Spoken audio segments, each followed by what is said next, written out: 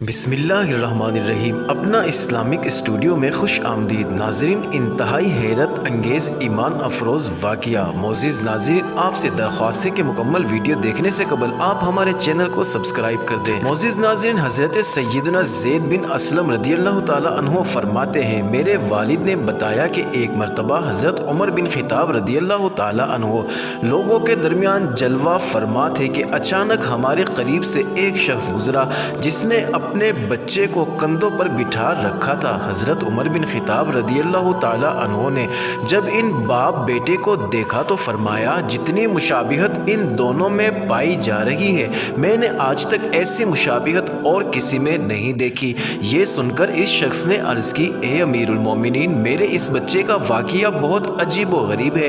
اس کی ماں کے فوت ہونے کے بعد اس کی ولادت ہوئی ہے۔ یہ سن کر آپ رضی اللہ تعالی عنہ نے فرمایا، پورا واقعہ بیان کرو۔ وہ شخص عرض کرنے لگا، اے امیر المومنین، میں جہاد کے لیے جانے لگا تو اس کی والدہ حاملہ تھی۔ میں نے جاتے وقت دعا کی، اے اللہ، میری زوجہ کے پیٹ میں جو حمل ہے میں اسے تیرے حوالے کرتا ہوں، تو ہی اس کی حفاظت فرمانا۔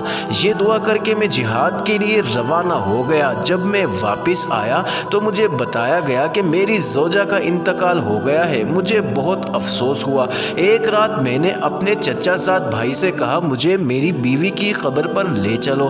چنانچہ ہم جنت البقیع میں پہنچے اور اس نے میری بیوی کی قبر کی نشاندہی کی۔ جب ہم وہاں پہنچے تو دیکھا کہ قبر سے روشنی کی کرنیں باہر آ رہی ہیں۔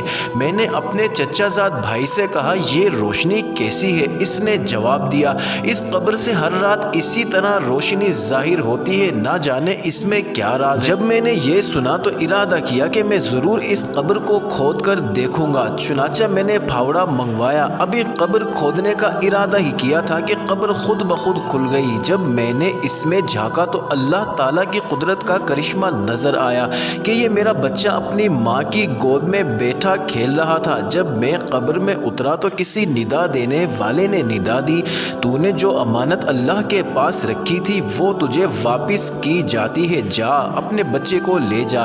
اگر تو اس کی ماں کو بھی اللہ کے سپرد کر کے جاتا تو اسے بھی صحیح و سلامت پاتا۔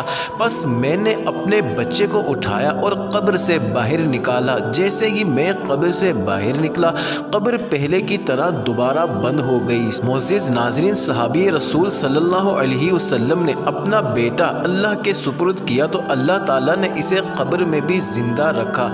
اے اللہ، ہم بھی اپنا ایمان تیرے سپرد کرتے ہیں، تو ہمارے ایمان کی حفاظت فرمانا اور ہمارا خاتمہ بالخیر فرمانا۔ معزز ناظرین، امید کرتے ہیں آپ کو یہ ویڈیو ضرور پسند آئی ہوگی، تو آپ ہمارے چینل اپنا اسلامک اسٹوڈیو کو ضرور سبسکرائب کر دیں۔